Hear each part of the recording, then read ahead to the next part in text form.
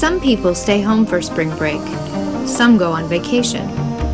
But for a group of 21 Kent State students from 3 campuses, spring break was a whole lot more.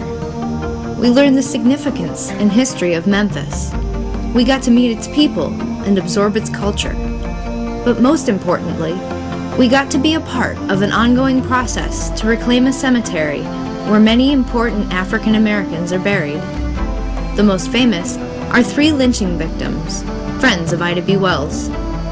Their deaths sparked Wells's anti-lynching campaign. It was in May of 2001 that Chris McVay and her student, Chandra Phillips, first made the trip to Memphis. Phillips was doing a documentary on Ida B. Wells and wanted to find the graves of the 3 lynching victims. What they found was a jungle of vines, trees, and broken headstones. They knew they had to do something. The Memphis CME churches had taken some steps to protect the cemetery and try to reclaim it, but there was never enough time or help. There have been 2 groups from Kent State who came down in May and October of 2003. We are the 3rd group from Kent State.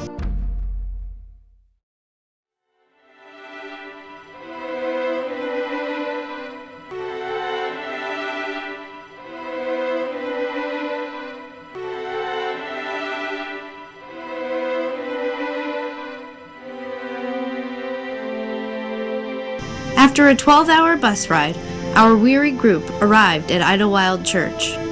They were kind enough to let us sleep in their church for the entire week.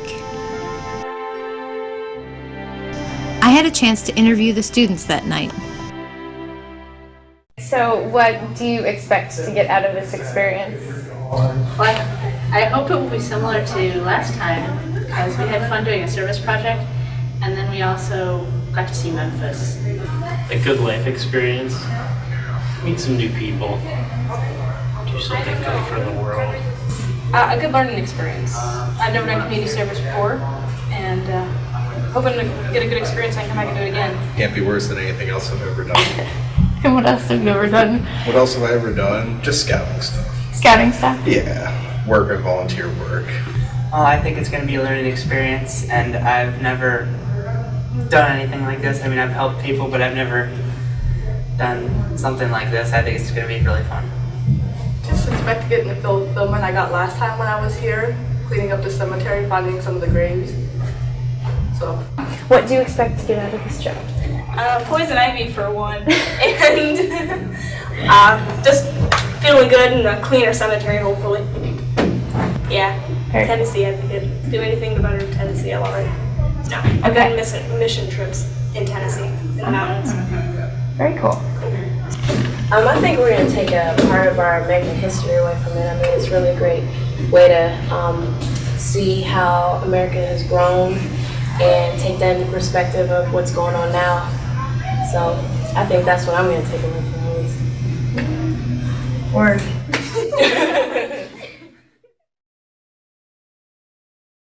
So what do you think the cemetery is going to be like? Overgrown. I don't know, old tombstones. It's kind of cool. We're there in the fall trip, so I know how it looked then. Hopefully it already looks better now, because I can't imagine just like seeing it keep getting overgrown every year, because it would just be like pointless to keep working. But last year we could see 1 out of 16 acres. Ooh. Yeah, as long as there's no snakes. Weeds everywhere. They said it's good. I have been to the cemetery before and it's really overgrown. I'm kind of worried about what it's going to look like when we see it, and I know it's probably going to be a lot of work, but I am ready. I've seen pictures of it. It kind of scares me, but I'm willing to go in. Nah, can't be too bad. Can't be too bad. Can't be too bad. 16 acres of weeds.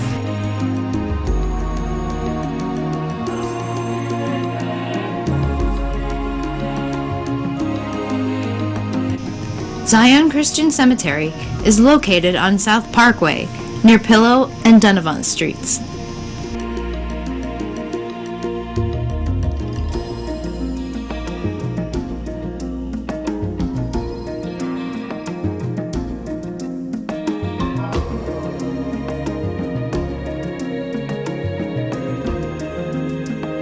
A half 7 acres about what we've uncovered out front, or what's been uncovered, and there's 16 acres here. But this is what it looked like in that front area when Chris and Chandra got here 2 years ago, I think. So it can be done. It can be cleaned out. All of this stuff can be dug up, but it takes a long time and a lot of work.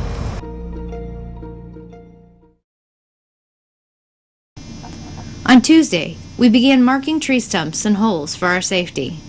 Later, people will come in to remove the stumps, clearing the way for lawnmowers. It's real important to know where your people are buried. I would encourage all of you, know where your ancestors are buried. Go by every now and then. Take a nice bike ride. Look at the memorial that somebody erected for grandma and great-grandma. Everyone took time to explore the cemetery and get a grasp on just how large this cemetery is and how neglected it has been. The size of our task was daunting and somewhat disheartening, but everyone kept plowing through the work, knowing that it was appreciated. This project is much larger than any of us can imagine. Estelle Bland, the closest living relative of Ida B. Wells, stopped by to help with the cleanup. She brought trash bags, gloves, and most importantly, herself. She was quite a character and a hard worker. Look, I do want to come and help you all tomorrow. Do ya? Sure. What y'all want me to bring? Sacks, rakes? A couple trash bags would be good. All right, I'll do that. And let me tell you, see, I have relatives here. Why would I tell them? Do you? Sure. That's what I said. As old as I am, I might hear everybody in that church is old now. Exactly. Let's put them all to shame. Yeah, because they think when they feel. Don't ask me nothing, I won't tell you a thing. I'll tell it like it is. You know I did. I know you do.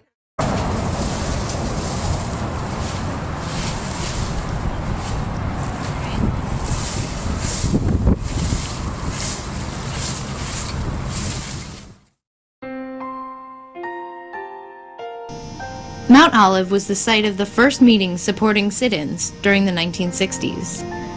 On Tuesday night, Mount Olive CME Church opened its doors and provided us with a wonderful meal in thanks of our hard work.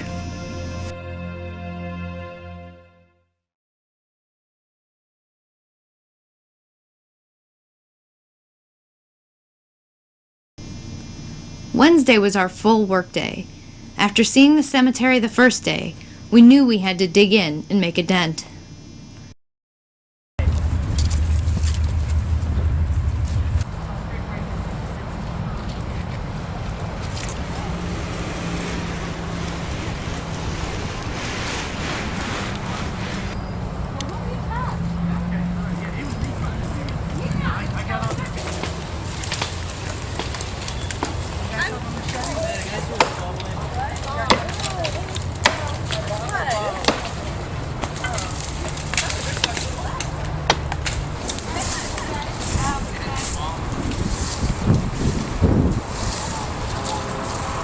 That's gonna be stuck in my head all day. Thank you.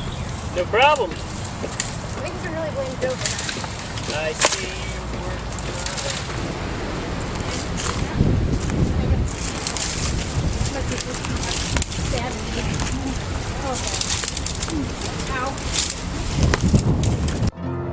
Some students, like Brandy and John, took it upon themselves to map out where gravestones were located and who was buried there. They have plans to put a map with full information on the internet for those with relatives buried in Zion Cemetery. That night, Collins Chapel CME Church was kind enough to feed us.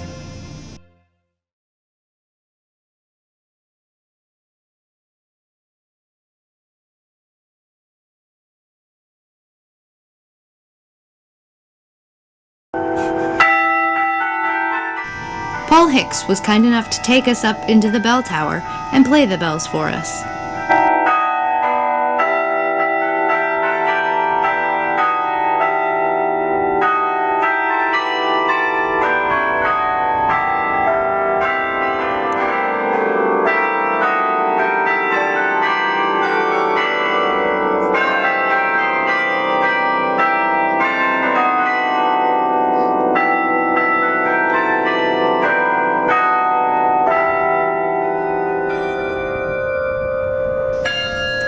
Shamira even tried her hand at it.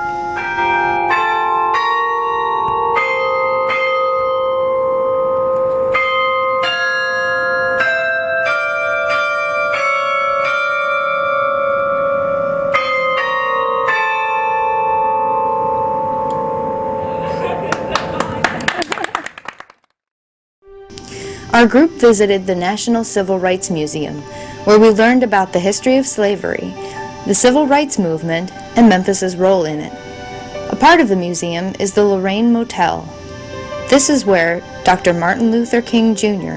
was shot and killed on April 4th, 1968. His room can be seen from inside the museum, where it remains exactly as it was the day he was shot. That night, we participated in More Than a Meal. This is a weekly program that Idlewild Church puts on to feed the homeless and the needy. Every one of our students participated. Different from other soup kitchens where food is distributed, this was more of a community-style meal, where we sat and talked with the people.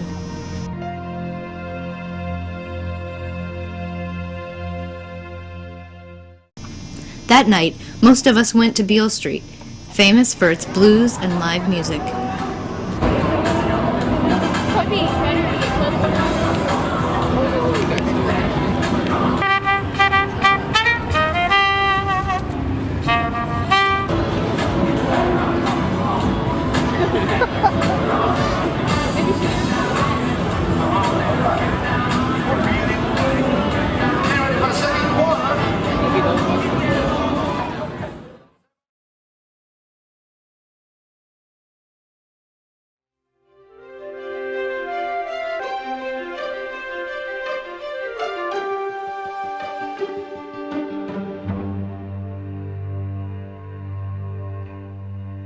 By Friday, you could see a major improvement. More trees came down, and little areas were cleared. More and more headstones were uncovered and recorded on the map.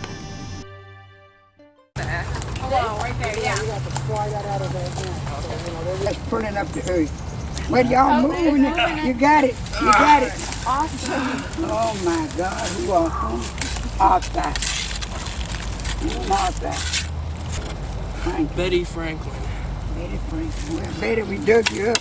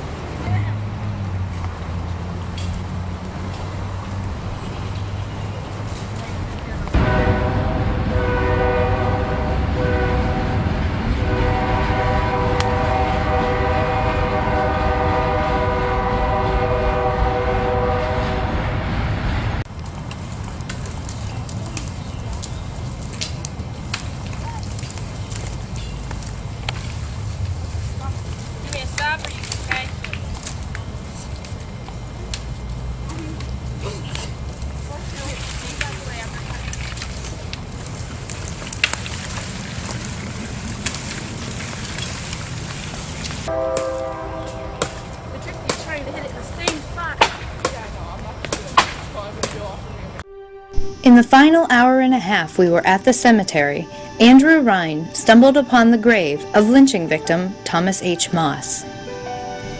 Though we searched, we were unable to find the graves of the other two lynching victims, Henry Stewart and Calvin McDowell.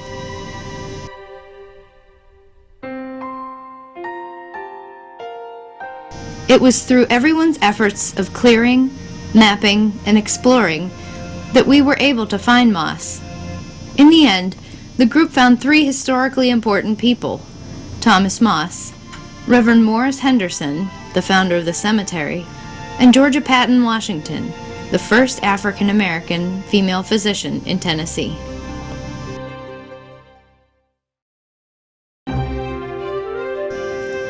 On Friday night, Vicki and Joe Bokikio cooked pasta for us, and bus driver Jen made garlic bread.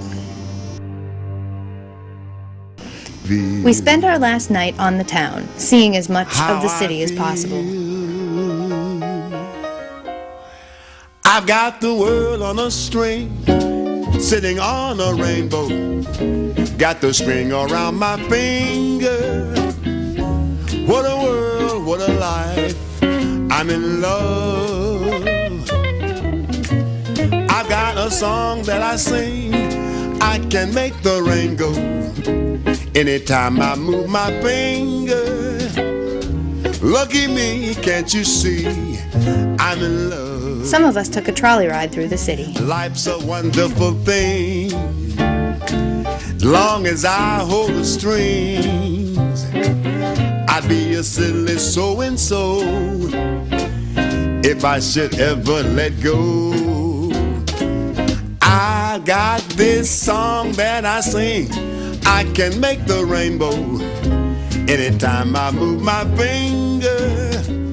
What a world, what a life, I'm in love.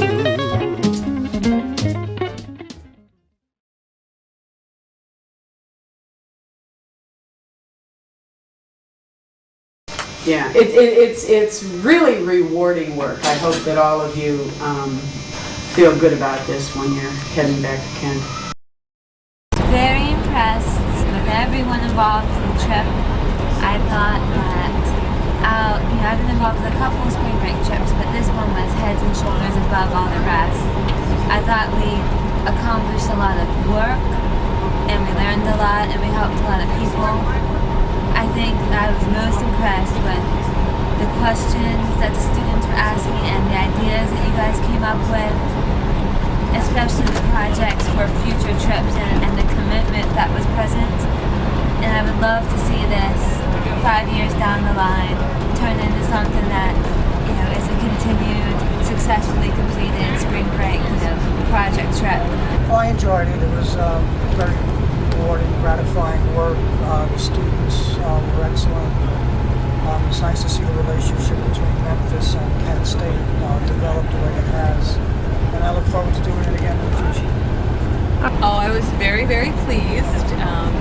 I also was very impressed by all of the work all of the students did, and very excited by some of the discoveries they made, the graves of Dr. Georgia Washington, and most especially the grave of lynching victim Thomas Moss, right in the last hour and a half we were in the cemetery, was just marvelous, So I'm excited about this project still, and am eager to see it grow and develop and connect to all of those places. It looks like it's going to connect to alumni, Kent alumni, other organizations in Memphis, and so forth. So I'm looking forward to coming back again.